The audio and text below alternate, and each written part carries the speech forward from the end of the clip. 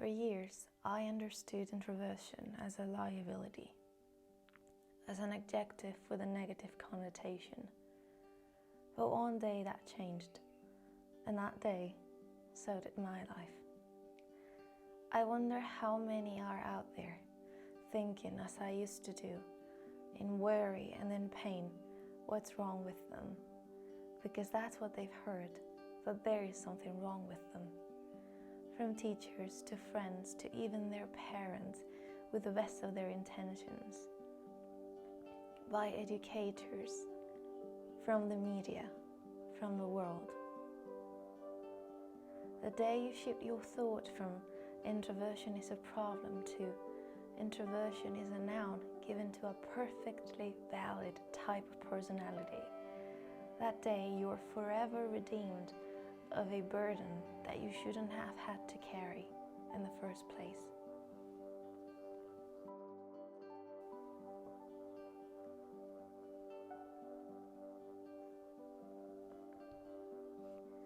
I think for me, the real struggle began towards my adolescence, as soon as I began to gain self-awareness.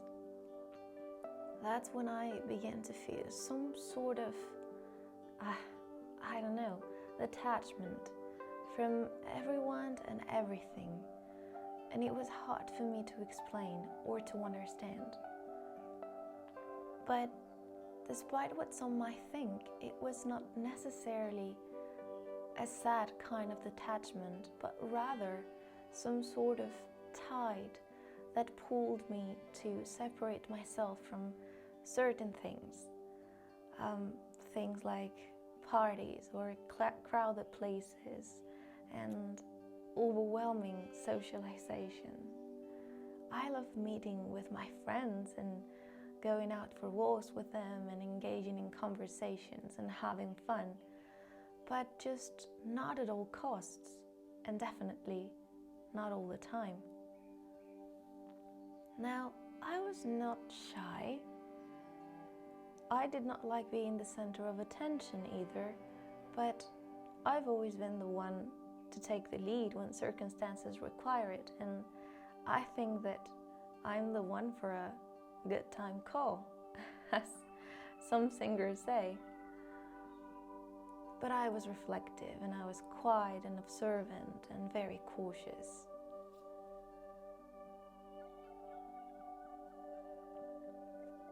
I remember growing up having to deal with questions such as, "Are you sad?" or "Why are you so quiet?"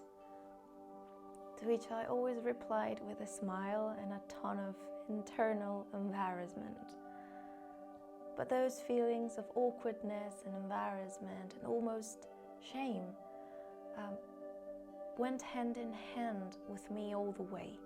And I think they do with anyone who still yet to figure out that they are an introvert, or simply that there's nothing wrong with being one. And that can lead you to sinking into a very undesirable relationship with yourself in which you hate your personality.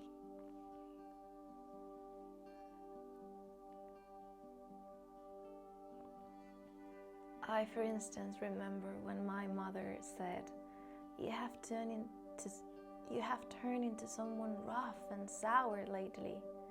It broke my heart to the point that still to this day, I remember those words. Needless to say, my mother's always been very proud of me and of my personality and has always praised me for that.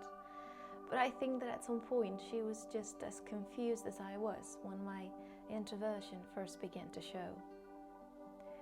I remember being really pressured by advice such as go out with friends or do something. And I hated hearing things like, "I see other people your age going out with friends and having fun, and you're here all alone and bored." I can begin to explain how painful it was. I felt inadequate and anxious, and yes, I went and did all those things that I hated doing. I faked for a very long time, being someone that I wasn't, just because I was afraid I was missing out on something, that I was ruining my life. I felt lonely and stupid and awkward, but I wasn't missing out on anything, and I promise you that you aren't either. See, I'm still here. I made it wherever I needed to be, and I'm not doing bad, I think, so just relax if that worries you. Introversion is not a liability. I can't stress this enough. Through the years, for example, I've gained an incredibly supporting, real and close group of friends, and I'm so grateful for them. And sometimes I look at all those people that were pointed at me as role models, and I realized that yes, they used to have thousands of friends, but they've lost almost all the connections with them because they were not based on true confidence, or they weren't probably even created as a genuine sort of thing in the first place. Now, I regret nothing. I'm so thankful that I was stubborn enough to educate myself on introversion and strong enough to stand up for myself shamelessly. But it took some time. I remember sometimes I would tell my parents that I was going out with my friends only to just go for a walk on my own and just spend a few hours out of the house so that they would feel that I was a normal, adequate teenager. And that hurts. The way I see it, the problem is that we are misinterpreted. Introverts have always been portrayed as some sort of freaks with psychotic tendencies that make them unfit for normal life. Take, for instance, Sherlock, Dr. House, Ray Spencer, you name it. But the reality is that we aren't. We're very normal people with valid preferences and traits. The message, therefore, is clear. There is something wrong with us. And let me tell you, refuse to buy into that.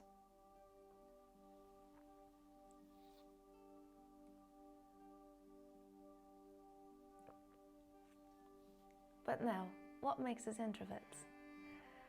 I'm going to list a few things, a few traits that I have, and I think that you're going to agree with me on at least two, if not all.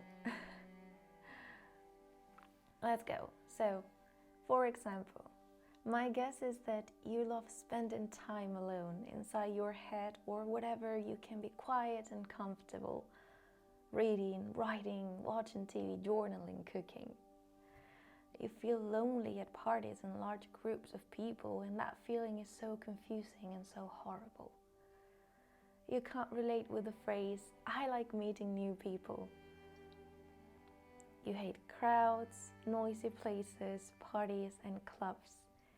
You probably don't have too many friends, and a blade right through your ribs will feel better than a group work session.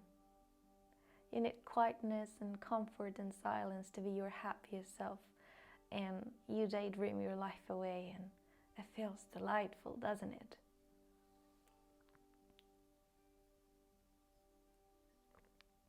I nailed it, huh? That's another trait of us. We are hella clever, I tell you. We are usually paused, reflective, not at all impulsive, and we are incredibly observant. And we spend a whole lot of time thinking, and yeah, sometimes overthinking too, what we are and what we aren't. And that sounds to me like a recipe for someone very intelligent, actually. Now, before I discovered that I was an introvert, I spent my life trying to please others, society included. by attending parties that drained me, by going out with friends every day after school when all I wanted was to go back home and nestle in the warmth of my room, only to fit in, only not to scare my beloved ones. And I ask you that if you're going through it now, just stop. There's no need.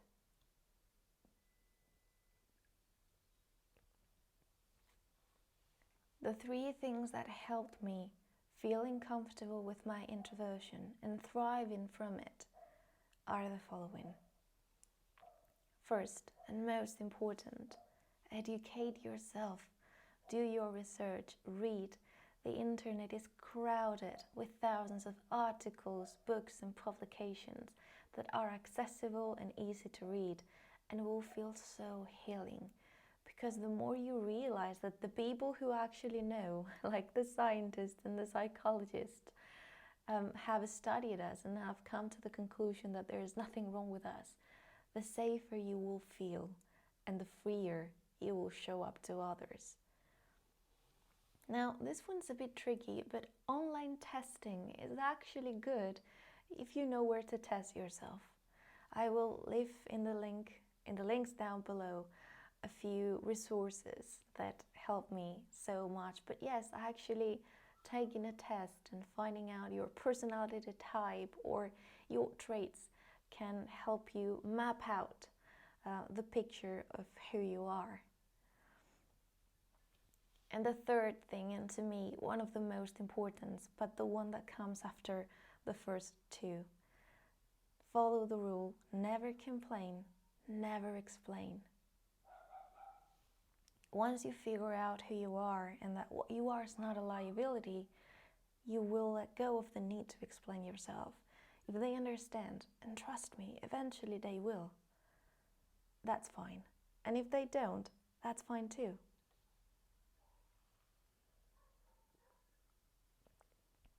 I once wrote this on my diary on November 2015. I've never complained about being misunderstood. If I ever wanted to be understood, I would have given explanations. I never did. Own yourself unapologetically. Don't get too caught up on who you are either. Just show up as such and leave as such. Not taking pride or thinking that you're better than others, but simply trying and striving to live in harmony within yourself. Adapt and understand when you and for who you actually should make the effort to step out of your introverted comfort zone. Because sometimes sacrificing for others is a great source of happiness. And sometimes we need to put ourselves through discomfort. You might have to step out of that safe space for yourself too sometimes. But as long as you are equipped with the understanding and the calmness that comes with knowing your traits and your personality, it should be a lot easier and a lot more pleasant. Do not become selfish or bitter. You can't spend your life faking to be someone you aren't, and you shouldn't. Nothing will come out of it. But a lot of good things will come out of introversion, despite what you may have heard.